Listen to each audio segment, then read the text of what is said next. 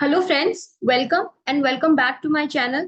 So today we will discuss PYQ number 5.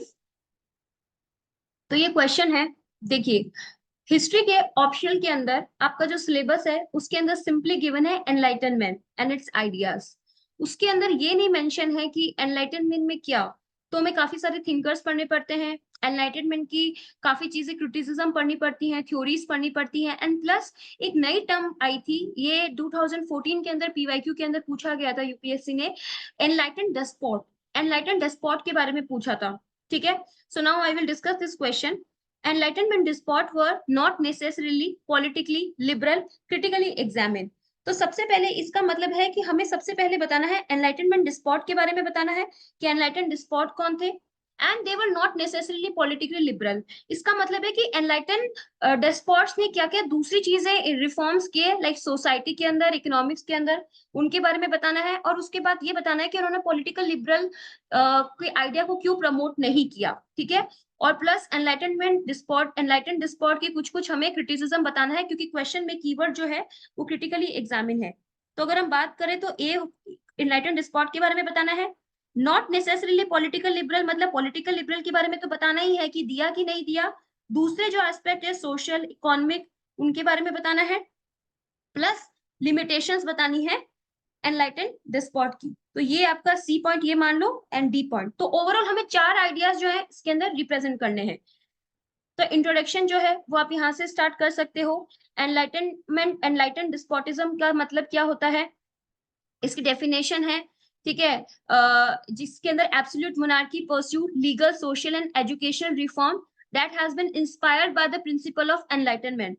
मतलब enlightenment का idea जो है वो आसपास के रीजन में भी जब फैलता है, नियर बाय रीजन में, लेट्स से एनलाइटनमेंट का आइडिया स्टार्ट हुआ इटली के अंदर, बट यूरोप की दूसरे part like Prussia, Austria and then Holland empire हो गया, देन स्पेन, पोर्टुगल, वहां पे भी जब एनलाइटनमेंट के आइडियाज फैले हैं तो वहां के जो मोनार्क हैं उनका भी प्रॉब्लम था चर्च के साथ, क्योंकि चर्च की सुप्रीमेसी थी बट मोनार्क चाहते थे कि उनकी सुप्रीमेसी रहे, तो उन्होंने एनलाइटनमेंट आइडिया को अडॉप्ट किया। ठीक है, that's why they have been called as enlightened despots. ठीक है, डेस्पोट्स तो वो थे ही because they were monarch, absolute power थी उनके हाथ में, एंड एनलाइटन भी थे, बट जो लिबरलिज्म के आइडियाज थे उससे वो काफी ज्यादा इंस्पायर्ड हो गए थे।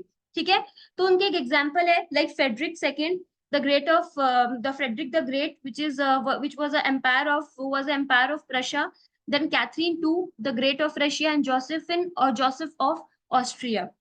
दूसरी चीज आप ये है कि आप एग्जैक्ट सिमिलर टर्म में आप एनलाइटन डिस्पॉट के बारे में बता सकते हो। इट इज अ मोनार्क और ruler who adopt principle of enlightenment such as rationality, tolerance and progress, but while maintaining the absolute authority over their realm. These rulers believed in using their power to implement reforms aimed at improving the lives of their subject. ठीक है, mostly in areas of education, justice and infrastructure, as I told you. तो अब सबसे पहले आप example देना शुरू कर दो कि कौन कौन से स्टेप्स जो है किसने लिए थे। तो Frederick the great of Prussia ने, he declared himself as a servant of the state. उन्होंने बोला कि हम जो है वह सर्वेंट ऑफ द स्टेट है। हम वी आर पहले ये उस टाइम पहले बोलते थे एनलाइटनमेंट के आइडिया से पहले कि मोनार्क जो है या राकिंग जो है वो ही गॉड है, लेकिन अब ये बोलते हैं कि नहीं, हम एक कदम नीचे हैं, वी आर द सर्वेंट। ठीक है, and servant of the state. ठीक है, he gave the religious freedom to the citizen. He supported arts and education and reformed like justice system, agriculture, legal code. इनमें इन्होंने काफी ज्यादा इम्प्रूवमेंट किया। Then आप दूसरा एग्जाम्पल दे सकते हो, Joseph two of Austria. He work to end mistreat of peasant by abolishing serfdom. ये ध्यान रखना, एनलाइटनमेंट के क्रिटिसिज्म में था कि उन्होंने स्लेवरी पे कोई बात नहीं कही थी, उन्होंने स्लेवरी को अबॉलिश किया था, बट इन्होंने यहाँ पे जो मिस ट्रीटमेंट होता था बस उसको अबॉलिश किया है, but still they never condemn the slavery. Slavery के कंडेम करने के लिए एक वॉर किया गया था, that was American civil war, जो कि मैंने डिस्कस कर रखा है, उसके कुछ क्वेश्चंस भी मैंने डिस्कस किए हैं, but in the upcoming days I will discuss the same. ठीक है, and promoted the individual rights and education. He granted the religious freedom to the followers all the faith. Secularism का principle जो है वो enlightenment की period ने ही दिया था। The privileges enjoyed by the church were curtailed, obviously. Then Catherine of Russia. इनमें से अगर आप तीन में से अगर दो एग्जाम्पल भी याद करके लिखते हो तो that is sufficient.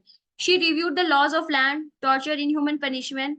She improved the education, healthcare, women's right, as well as clarified the rights of the nobility. तो आप यहाँ पे जहां पे भी देख रहे हो तो आपको सोशल एंड इकोनॉमिक राइट्स के बारे में, उनके स्टेप्स के बारे में दिख रहा है, बट पॉलिटिकली उन्होंने कोई भी डिसीजंस नहीं लिए थे। दैट्स वाई ये क्वेश्चन की डिमांड को एड्रेस करता है कि these despots were not necessarily the political liberals, क्योंकि ये सोशली इकोनॉमिकली तो कर रहे हैं, पॉलिटिकली नहीं कर रहे हैं, पॉलिटिकली नहीं कर रहे हैं, यही इनकी क्रिटिसिज्म थी। तो इनके लिमिटेशंस में यही आएगा आएगा कि some changes were reform were implemented but these ruler did not change the absolutist ruler। वो अभी भी मोनार्क थे। जैसे कि आप देखोगे फ्रांस के अंदर लुई 16 बर्बन डायनेस्टी रूल कर रही थी, ठीक है, तो वो कंप्लीटली आपका वहां पे अथॉरिटी थी, मोनार्क सिस्टम था, उसी को तो ओवरथ्रो किया था फ्रेंच रिवोल्यूशन ने। In many cases these policies were their policies were not politically liberal. Political system जो थे वो रूथलेसली डेस्पोटिक थे, फ्यूडल सिस्टम कंटिन्यू था। एग्जाम्पल आपका again French society, 3 state system था, फ्यूडलिज्म कंटिन्यू चल रहा था।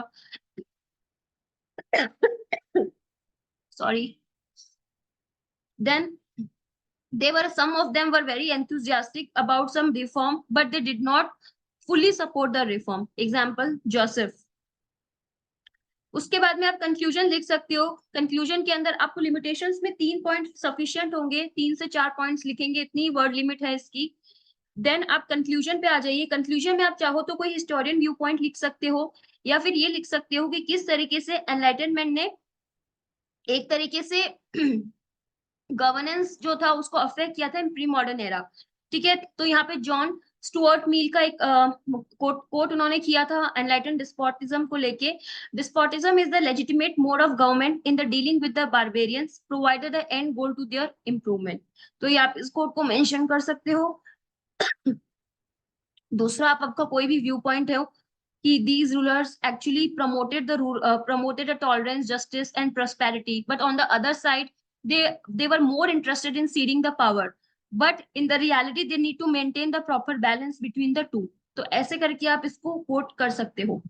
सो आई थिंक ये काफी डिफरेंट क्वेश्चन था, और इस क्वेश्चन को कभी भी रिपीट नहीं किया गया है, एक ही बार पूछा गया है, बट ऐसे कई बार क्वेश्चंस जो है वो आ जाते हैं। अगर हम उनके पीवाईक्यू सिमिलर पैटर्न पे अगर डिस्कस कर लेंगे तो that would be very easy, कि अगर नेक्स्ट टाइम कभी भी ऐसा सेम क्वेश्चन अगर आए तो you are in a position to handle that question.